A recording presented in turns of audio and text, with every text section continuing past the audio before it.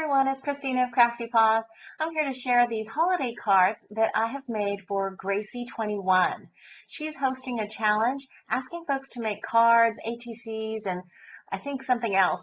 But I decided I was going to participate in her challenge by making her a half a dozen holiday cards, and she's going to be using them for a church fundraiser. I love that cause, and I wanted to support her channel.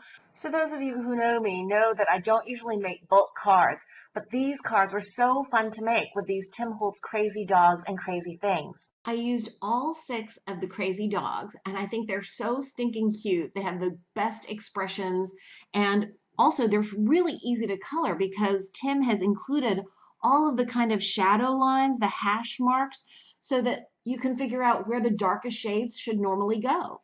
Also, I used the crazy things accessories for the holidays. I used the Santa hat, the candy cane. I also use the top hat. And what's fabulous about these is that if you splurge and get them coordinating dies, I love how the dies cut these little images out exactly on the outside edges of the images. There's none of that white edge that most dies leave. So it's fantastic for scene building. I often think that the white edge for little pieces is kind of distracting when I'm trying to build a scene, and you don't have any of that with these coordinating dies for these crazy things. I also use sentiments from this really cute My Creative Times Christmas doggy. I use the Fleece Navidad. From this Prima stamp set, I use Naughty or Nice on the inside of one of the cards. And for the most part, I use these really cute CC Designs snarky Christmas sentiments. Some of my favorites are Dear Santa, define naughty or nice, and Bah Humbug. I think these sentiments are so clean and crisp, and I thought the font on these sentiments went really well with these crazy dogs. Now I'm going to attach a video showing the process of coloring up a couple of these dogs with my Zig Clean Color Real Brush markers. So I've stamped out this bulldog on Bristol paper, and I've used a water-safe ink. You can use StazOn or any archival ink. I happen to have been using VersaFine ink, and these Tim Holtz crazy dogs are really easy to color because Tim has put in like hash lines and little shading lines in the actual stamped image. So you can just follow right along those areas and along the edges of the images, and you will lay in the perfect amount of color using any kind of water-based markers. I'm using Zig Clean Color Real Brush markers. Similarly, you could use Tim Holtz Distress markers or any water-soluble markers. Now I'm going through and putting in some light gray areas right around the muzzle because I want his muzzle to look more white than brown. I'm also putting in gray where I want a little bit more shadow. So you'll see right at the lower part of the belly and just under his neck. And now I'm just taking a water brush and blending out the ink that I've laid in from those markers. And you don't have to use a water brush even. You can just use a paintbrush and a little bit of water, and that would work just as well. I like using water brushes just for the convenience and because I don't have to stop in between and clean out my water. Here you see me actually mixing. I'm using distress markers there just to add a light layer of pink around the muzzle because I don't have a pale enough pink in my Zig markers to get the light shading that I wanted there. And now it's just a matter of blending. And I will say I waited quite a bit of time after I put in the color with my marker to do this blending, and the Bristol paper released the ink really well. I think the kind of paper you use is really important for this kind of watercoloring with the distress markers or with the Zig Clean Color Real Brush markers, because the paper needs to release the ink for blending, and papers that we would normally use for coloring with alcohol markers like Copics or Spectrum Noir markers just won't release the ink, and the blending won't be as kind of smooth and clean looking. And this is really it. It's really simple watercoloring.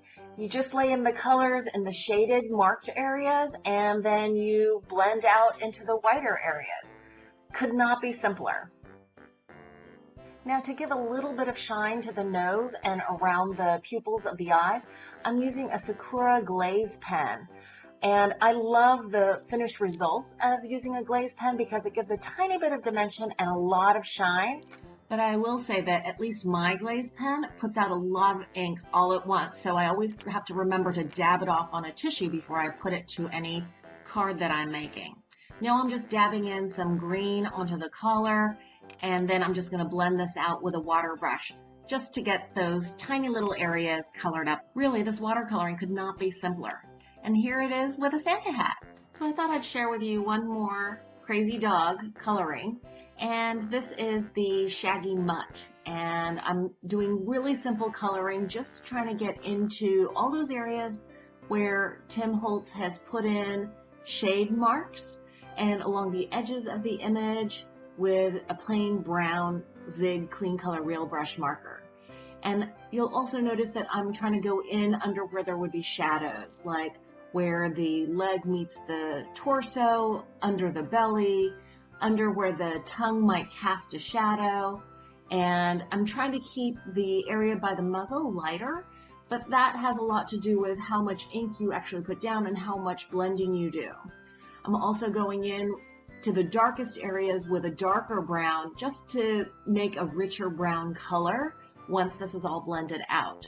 And you might be thinking, oh my gosh, there's a lot of white area left over on this image, but that's okay. That actually creates space for the water blending with the water brush. And see how much the paper releases the ink and how you can spread that ink around into those white areas. And by the way, if you're interested in what actual colors I use to color up all of these dogs, please check out my blog post, which I'll link to below. I have all of the materials that I use, the stamp sets, and the ink colors, all listed there. And to keep the muzzle area very light, you'll see that I go off camera with my water brush, and that's just dabbing off the ink that might have transferred onto the bristles of the water brush. I dab it off onto a tissue or onto my hand even, and that lightens the color immediately where I next put the water brush down onto the paper. Here I'm outlining the pupils and coloring up the nose, leaving a white highlight at the top of the nose with a Sakura black glaze pen. This pen I just absolutely love, but you do have to be careful not too much ink comes out all at once. Now for some quick coloring of the tongue and the collar, I'm using, I think, a geranium red for the tongue, and for the green, I'm using May green. And I use these colors consistently through all of the holiday cards that I've made with these crazy dogs and crazy things, just so that I can keep the same consistent color palette for these cards in case Grace's church wants to sell these cards in sets at their fundraising fair. Now I've taken a stamp from the Prima stamp set, says naughty or nice, and I'm using my Misty tool because I'm going to be stamping a couple of times just so I can make sure that the sentiment comes out nice and crisp.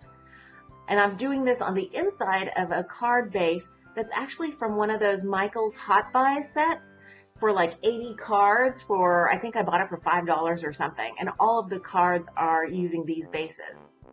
Next, for all of the card fronts, I am wrapping some red and white baker's twine.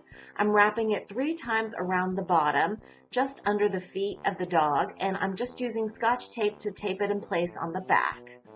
I got this baker's twine actually at the Dollar Tree, 3 spools for just $1. Now I'm tying a little knot at the end of another piece of baker's twine. I'm snipping it off, and I'm going to be tying a little bow around the baker's twine that I wrap 3 times. I like tying little knots at the ends of bows like this on baker's twine so that it has a kind of finished look on the bows. So here I am. I'm going to fiddle with it a little bit here and then tie off the other side with a little knot and then snip off the excess. Now I'm using some double-sided foam adhesive so that this whole card front can be popped up off of the card base. I think adding just that little bit of dimension and then some sequins for some sparkle. I also dab a tiny bit of silver stickles to the center of the sequins just to finish them off. I hope you enjoyed this process video. If you did, please give it a thumbs up. And thanks so much for watching. I hope you're having a wonderful crafty day.